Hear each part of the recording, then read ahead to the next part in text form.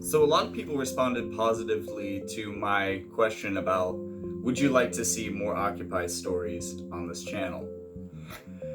And since people were interested, I figured it was only fair that I give you a bit of a framework. And I think that this framework of how I fit into the 5 Occupy groups that I fit into really explains not only how widespread this movement was and how localized it was all at the same time, but how these groups interacted with each other and how they were able to utilize each other beneficially.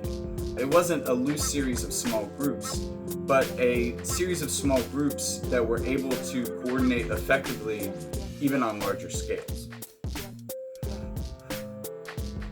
So when I first heard about Occupy, I very much heard the stereotype that it was a bunch of college kids doing this.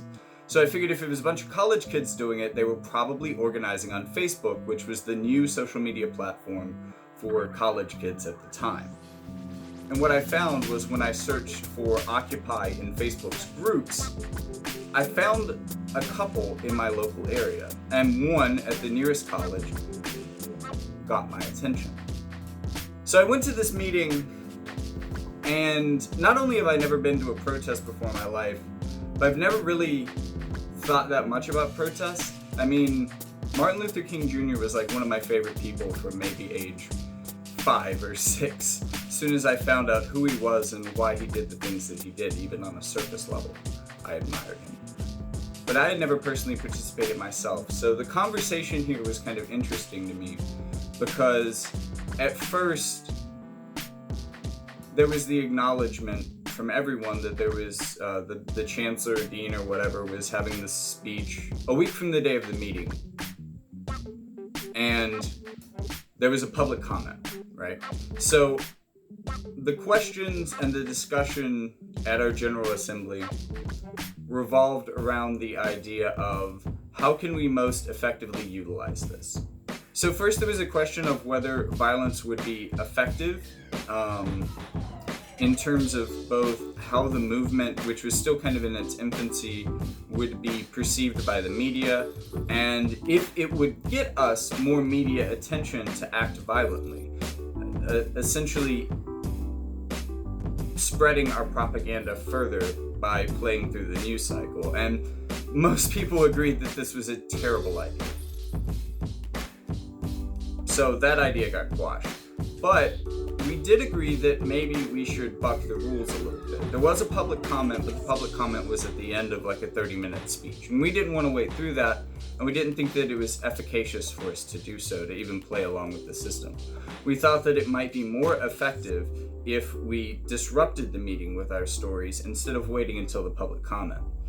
So that's what we did 1 week later. And the people at this point who agreed with our methods but didn't want to get in trouble, essentially they stayed at the back of the room and observed, while the rest of us that were okay with getting in trouble with the police if it came to that, we disrupted the meeting. Now we all got thrown out of the meeting and sent to a free speech zone, and we all talked a little bit after that in our free speech zone and then decided to go get a beer. After that, I found out about Occupy Greensboro through that group. It was right up the road, and I'm going to skip a lot of the stories involving that particular group for this video because that was the group I was most involved in, and you're probably going to hear a lot more about that in future videos, so I can skip it here. I became involved with Occupy Winston-Salem through that. They are similar cities. I think they're considered to be like sister cities. Greensboro has a lot more poverty issues, and that was a bigger motivating factor for people to come out than I think that they had in Winston-Salem, which is solidly middle class and more wealthy.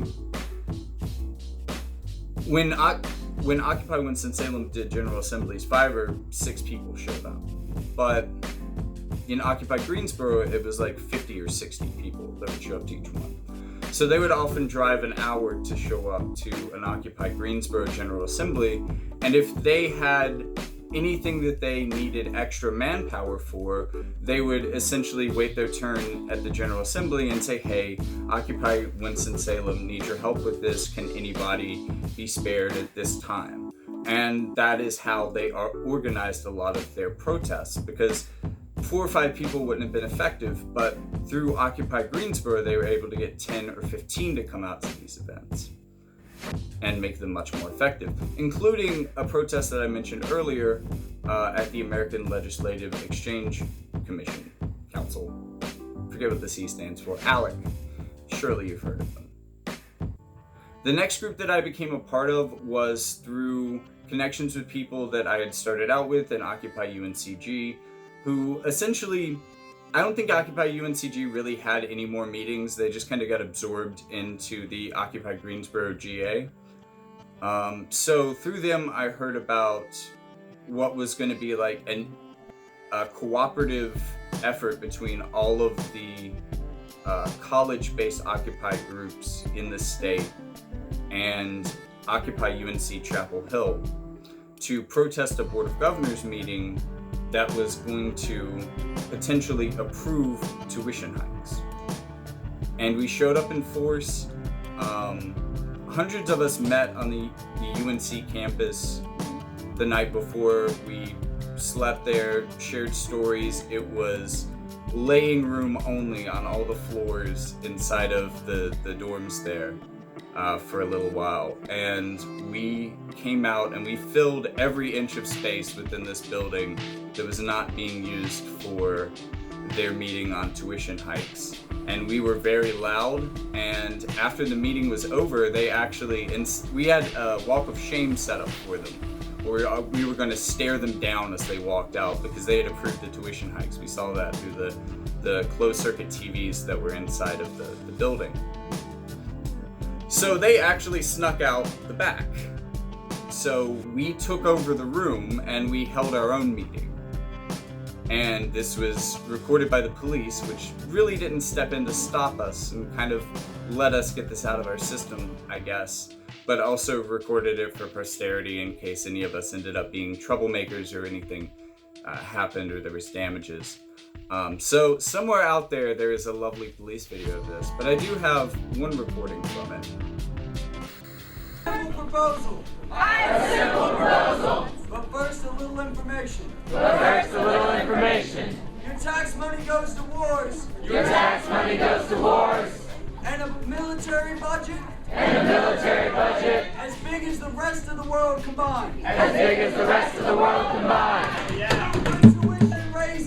Your tuition raises. Fund SWAT teams like they're putting in Charlotte.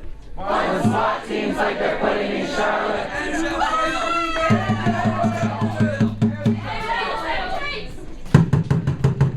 instead of raising taxes and tuition, let's end these draconian practices. And see free tuition for all.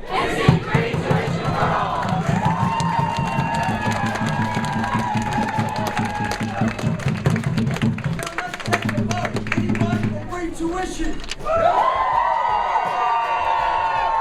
proposal passes.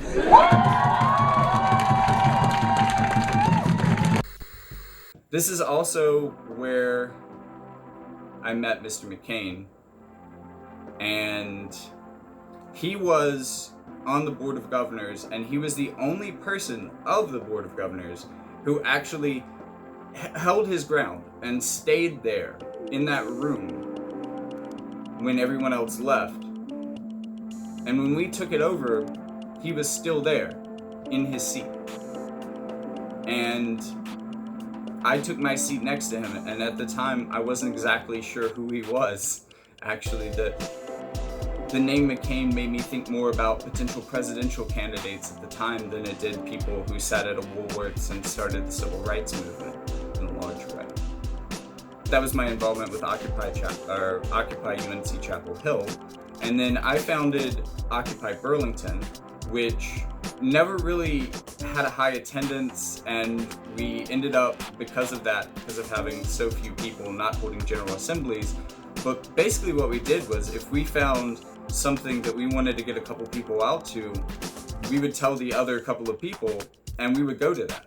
We would find a way to carpool and make it to all of these events. And Occupy Burlington, if nothing else, was effective in getting to a lot of these events and showing solidarity with other groups and being a resource that could be utilized by other groups for manpower. And I think that that is, at the very least, what a lot of even smaller groups can do, even if it's just you and your buddy.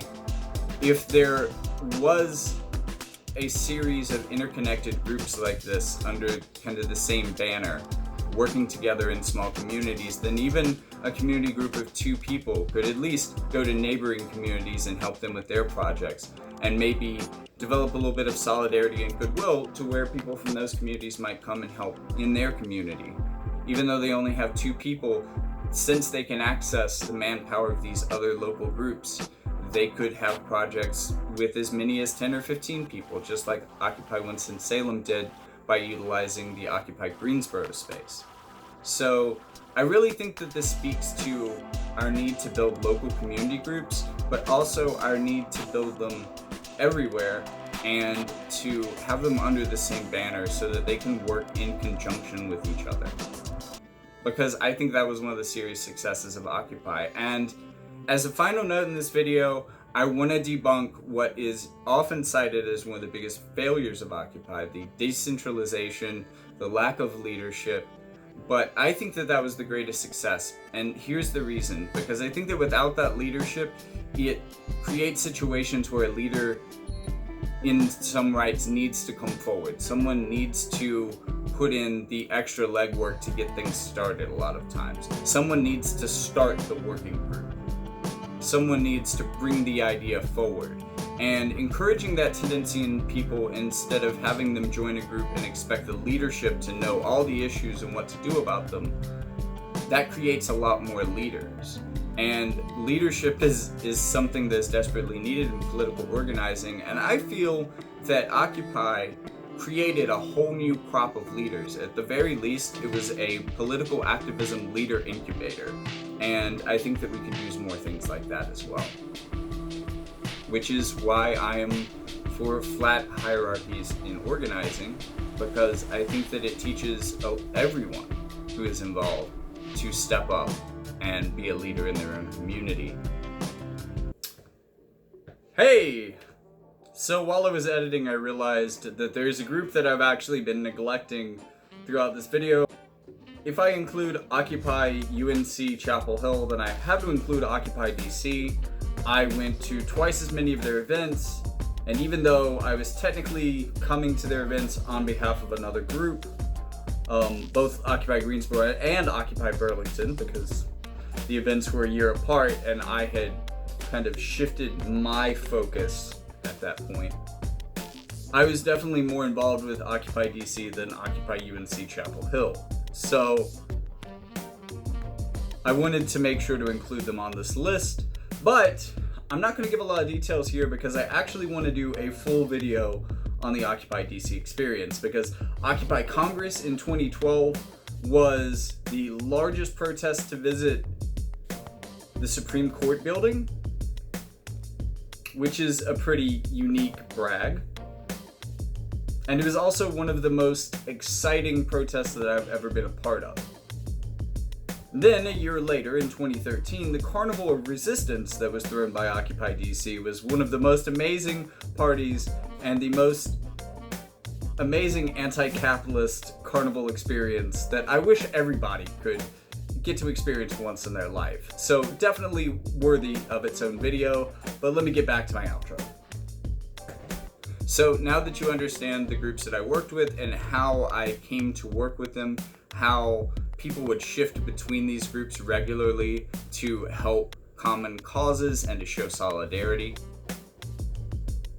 maybe you can understand how we might be able to build a real grassroots movement in this country that could affect real local change all over the country simultaneously. For a group like that, having a singular goal is a detriment. And that's another thing that they often cite as Occupy's biggest weakness, is that, there was no common cause, there was no common goal. Well, there is, but only in a very general sense. It's to make our communities better and to increase democratic participation and activity. And to do that, it would utilize the resources that the community needs to achieve the things that the community wants. And that is in itself a very diverse and intersectional goal that is incredibly hard to sum up in a soundbite that you can put on CNN or MSNBC or Fox News. So I think that that's why it's important that it was a leaderless and sometimes even directionless movement. But I'll get into more specifics on some of the activism that we did in a later video as I uncover more of the media to back it up, like I could with some of the stories today. Thank you for watching, and see you next time.